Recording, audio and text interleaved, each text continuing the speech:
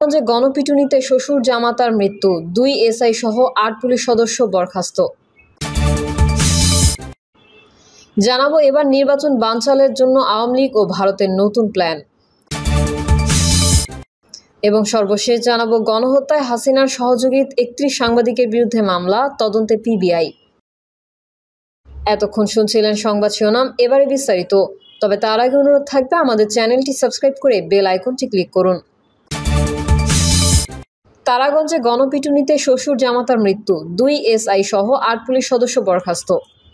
রংপুরের তারাগঞ্জে চোর সন্দেহে দুজনকে পিটিয়ে হত্যার ঘটনায় 2 এসআই ও 6 কনস্টেবলকে সাময়িক বরখাস্ত করা হয়েছে।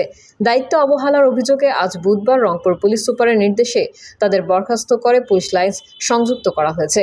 সাময়িক বরখাস্ত হওয়া পুলিশ সদস্যরা হলেন তারাগঞ্জ থানার এসআই আবু জোবায়ের, এসআই শফিকুর ইসলাম, কনস্টেবল ফারিকুজ্জামা আক্তার জামান, ধীরাজ কুমার রায়, হাসান আলী, ফিরোজ কবির, মোক্তার হোসেন ও বাবুল চন্দ্র রায়।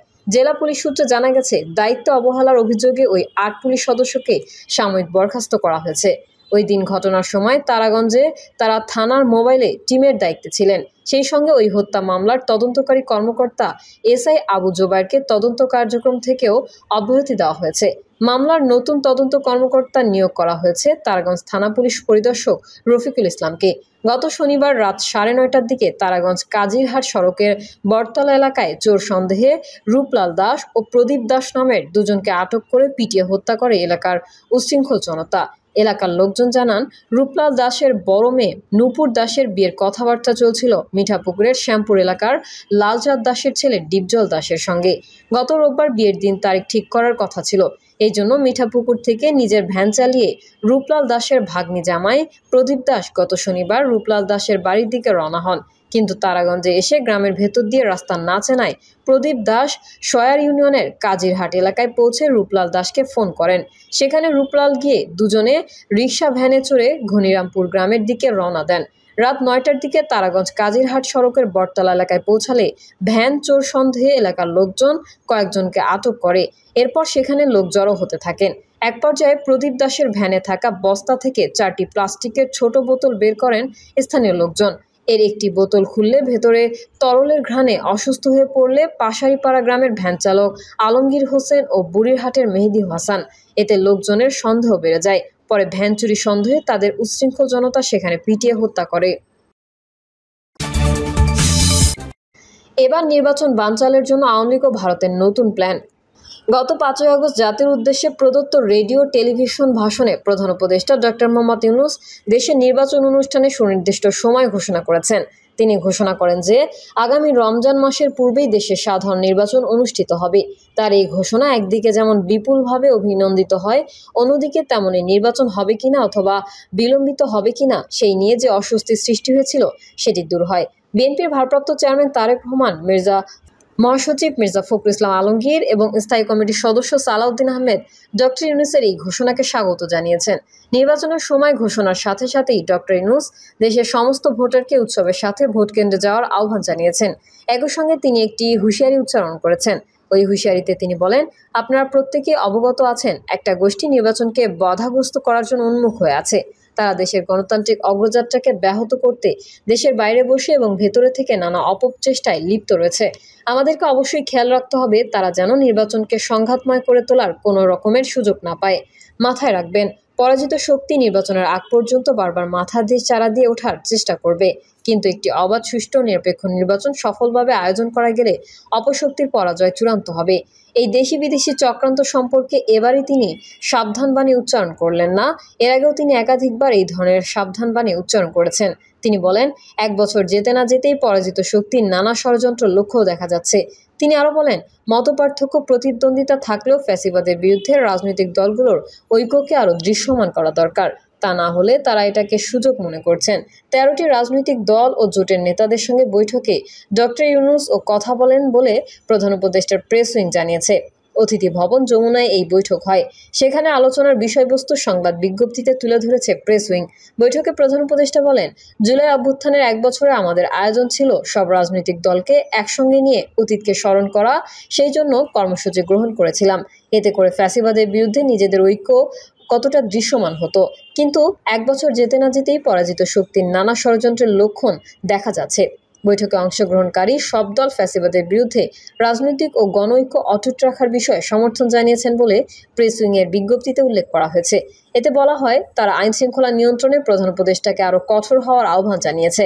শুধুমাত্র প্রধান উপদেষ্টা নয়, বিএনপির মহাসচিব মির্জা ফখরুল ইসলাম আলমগীরও এমন ষড়যন্ত্র সম্পর্কে দেশবাসীকে সচেতন করেছেন। দেশ নিয়ে একটা ষড়যন্ত্র চক্রান্ত চলছে, একটা অস্থিরতা তৈরির চেষ্টা চলছে, রাজনৈতিক ও অর্থনৈতিক কাঠামো ভেঙে দেওয়া হয়েছে মন্তব্য করে মির্জা ফখরুল বলেন, একটা ধ্বংসের পথ পার করছি। ধ্বংসপ্রাপ্ত রাজনীতিকে মেরামত করে সামনে এগোতে হবে। বিএনপিকেই সেই দায়িত্ব নিতে হবে, সেই চ্যালেঞ্জ নিতে হবে। বাংলাদেশ কখনো মাথা নত করেনি, লড়াই করে গেছে, সংগ্রাম করে গেছে উল্লেখ করে তিনি বলেন, আমরা লড়াই করেছি, রক্ত দিয়েছি।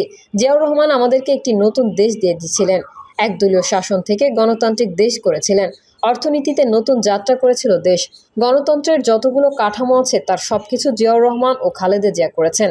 প্রধান উপদেষ্টা এবং বিএনপির মহাসচিবের এসব সাবধানবাণীকে পলিটিক্যাল রোটারিক হিসেবে মনে করার কোনো অবকাশ নেই। কারণ এই সম্পর্কে বিবিসি যেই রিপোর্ট করেছে এবং ভারতীয় গণমাধ্যম থেকে যেসব খবর পাওয়া যাচ্ছে সেসব খবর পর্যালোচনা করলে বুঝতে অসুবিধা হয় না যে পতিত স্বৈরাচার ভারতে বসে ভারত সরকারের প্রত্যক্ষ সহযোগিতায় ষড়যন্ত্রের জাল বুনছে। এছাড়াও প্রধান উপদেষ্টা ডক্টর ইউনূস 5ই আগস্ট নির্বাচনের সময় ঘোষণা করার পর থেকেই মুহূর্তের মধ্যেই ভারতীয় গণমাধ্যমে উল্টো সুরে গান গাওয়া শুরু হয়েছে। এসব নিয়ে একটু পরে আলোচনা করছি। তার আগে বিবিসির রিপোর্টের উপর একবার চোখ বুলানো যাক। থ্রিলার কাহিনীর মতো বিবিসি রিপোর্ট করেছে এভাবে, কলকাতার লাগোয়া উপনগরীতে শয়ে শয়ে বাণিজ্যিক কমপ্লেক্স, রাত দিন লাখো মানুষের ভিড় সেখানে। ব্যস্ত এই এলাকায় একটি বাণিজ্যিক কমপ্লেক্সে এমন কয়েকজন যাতায়াত করছেন যাদের কয়েক মাস আগেও সেখানে দেখা যেত না। ওই বাণিজ্যিক পরিসরে যারা যাতায়াত করেন এমন বেশিরভাগই চেনেন না এই নবাগত ব্যক্তিদের, চেনার কথাও নয়। তবে তাদের অনেকেই মাত্র 1 বছর আগেও বাংলাদেশের সব থেকে ক্ষমতাসীন রাজনৈতিক ব্যক্তিদের মধ্যে অন্যতম ছিলেন। আওয়ামী লীগ ও তার সহযোগী সংগঠনগুলোর শীর্ষ ও মধ্যস্থ স্তরের নেতা তারা যে বাণিজ্যিক কমপ্লেক্সটিতে যাতায়াত করছেন কয়েক মাস ধরে, সেখানে আওয়ামী লীগ দপ্তর খুলেছে বাংলাদেশের। বিবিসি বলছে, এই পার্টি অফিসটি নতুন।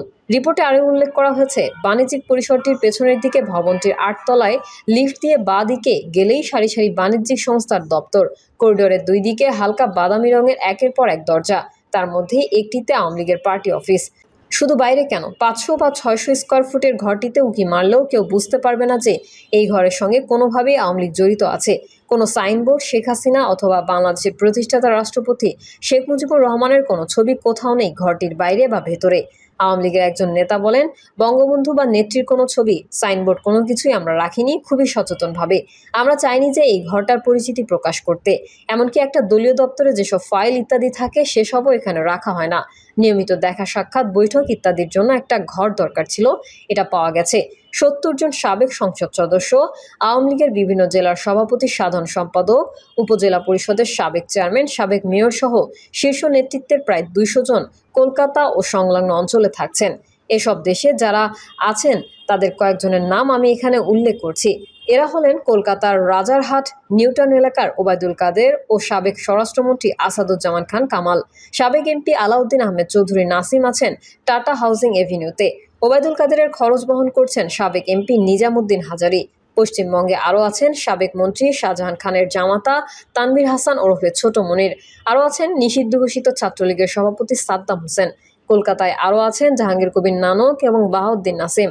কার নাম করব আর কার নাম করব না, শেখ ফজলে করিম সেলিম, শেখ হেলাল, তার ছেলে তন্ময়, নজরুল হামিদ বিপু, অসীম কুমার উকিল, তদীয় স্ত্রী অপু উকিল, সাবেক শিক্ষামন্ত্রী মহিবুল হাসান চৌধুরী নফেল, মেজর জেনারেল তারিক সিদ্দিকীও কলকাতাতেই আছেন।